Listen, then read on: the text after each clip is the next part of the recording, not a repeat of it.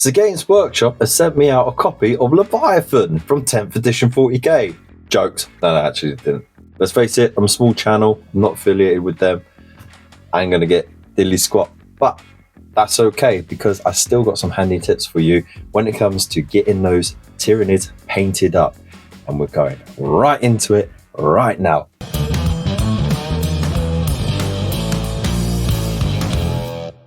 So hello and welcome to the Hobby Corner. My name's Kev, and if you've been living under a rock for the last few months, then, you know, 10th edition Warhammer 40k is now on pre-order by the time this video comes out. It's going to be a 2-week pre-order cycle, and hopefully there'll be enough for everyone and it's not going to be a whole issue with scalpers and stuff. Who knows? At the end of the day, this is like a bonus box anyway. It's got all of the contents that will be split into separate beginner starter sets. So if you don't get it, who cares? You know, at the end of the day, you will get the stuff you want later on. So don't worry about it. Now, moving swiftly on, the real important thing is getting stuff painted quickly. In this box set, you don't just get Space Marines, which have been done to death with painting tutorials and stuff like that, but you also get Tyranids for the second time ever that they've been the main protagonist in the starter set. I think it was Battle for McCrag. That was the one. Was that 5th edition, I think? I think it was 5th edition. Yeah. Anyway, moving on. There's some amazing miniatures in that box set and some nice classic designs that have been reimagined, along with some of the more traditional stuff that's been just hyped up a little bit to show the evolution of this hyper evolutionary xenomorph style alien race that's, you know, extra galactic. So it's come from another place. Now, you don't want to hear me ramble on about the stuff. You don't want to hear me ramble on about what they are and stuff like that, because there are so many people out there who do such a better job than me.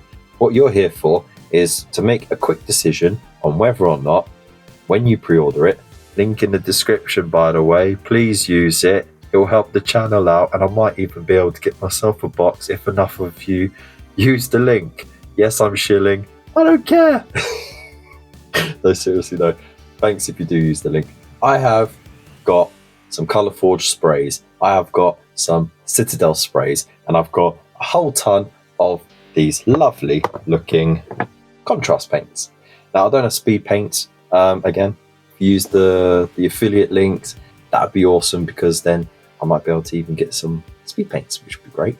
And then I can do this review again, but with speed paints, to see the difference between all the... Anyway, it's going to get convoluted, but let's just stick on to the message. So you want to see how best to paint your stuff, right?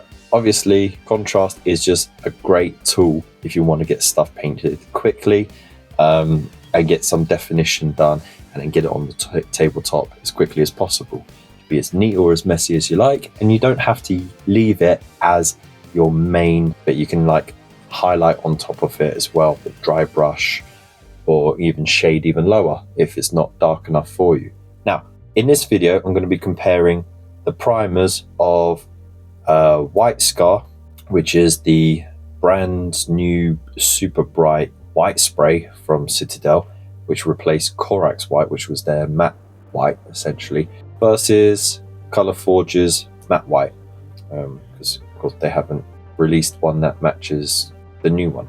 But anyway, I'm also going to be comparing the Wraithbone from Citadel with Whitebone from Colour Forge. Now, these are the closest matches to the white and cream sort of primers that you want to use if you're using contrast paints.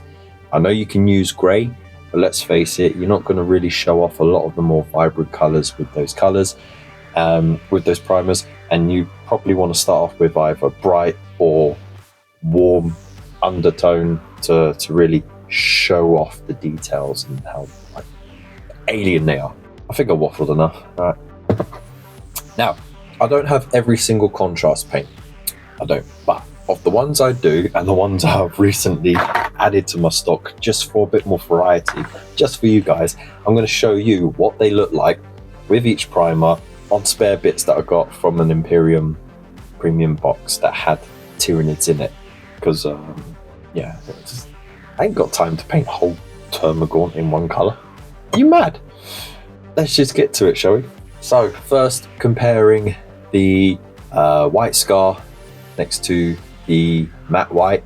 Now, as you can see, even though the white scar is a lot brighter than the matte white, because it's white scar and the other one is matte white, not shiny white, there's only a very small, hardly noticeable difference between them. So I guess it all depends on how much you really want those colors to pop and how thickly you're going to apply them, or if you're actually going to thin them out or not.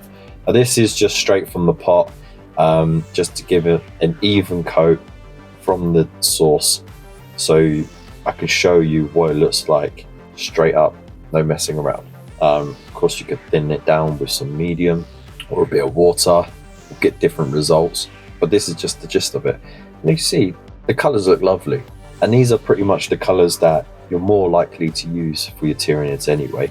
I don't think you're going to use like Nurgle green, whatever it was, Plague Bearer green or something like that. I don't know, but yeah, there you go. They look great, and the match is there. Now, to match the white bone with the Wraithbone, this primer is pretty much, you know, the same. You cannot tell the difference with the naked eye. So putting these contrast paints on them, you really don't see any difference there, and that's fantastic. And I'll tell you why after I tell you why you should use white bone instead of the white ones. Man, this is getting a bit tongue-tied. You get a warmer color, a warmer tone. You can easily shade it down if you want a more nitty-gritty grim dark look, or you can brighten it up with an easy dry brush or edge highlight. It's a no-brainer, and it's a lot easier to cover up mistakes with some Wraithbone straight from the pot. Job done. That's it. But the reason why I'm doing this video is just to show you that Colourforge is a serious contender when it comes to getting these done, because at the end of the day, you are going to spend a lot of money on a big old army box. You're going to need a lot of primer for your money, but you want it as good as you can get for your money as well. And that's why I'm siding more on Colourforge's side. It's a 500ml bottle, not a 400ml bottle. It has a better price. It is like a third cheaper than Games Workshop's, if not more, depending on the colour, really, because Games Workshop are not consistent with the price. But all the cans with Colourforge are £12 each. It's a no-brainer. Bigger can and the money's good. So if you want to get your entire Leviathan box all painted up, I would suggest hitting that link in the description below. I've got a nice little affiliate link to the Colourforge themselves, where you can get yourself some of those sprays as well. Otherwise, if you want to get those sprays along with your Leviathan box set, hit the Element Games link. You'll get yourself a really good discount on all of it, and if you use the code, you get some bonus loyalty points, which means that you can come back later on and use those points, and you'll get a fair amount for that order. Come back later, get some extra bits for free, and pay for your postage with the points as well. That's what I do. Let me know in the description what you think about this, about each of the colours, and which one really stood out for you. What colour scheme are you looking forward to the most for the Tyranids, if you are going to do the Tyranids? I hope this video has helped you, and if it has, don't forget to hit that like, that share, and that subscribe button as well. Big love, stay safe, and I'll see you in the next one, or in the grim darkness of the far future. Wow. That's so lame. Peace.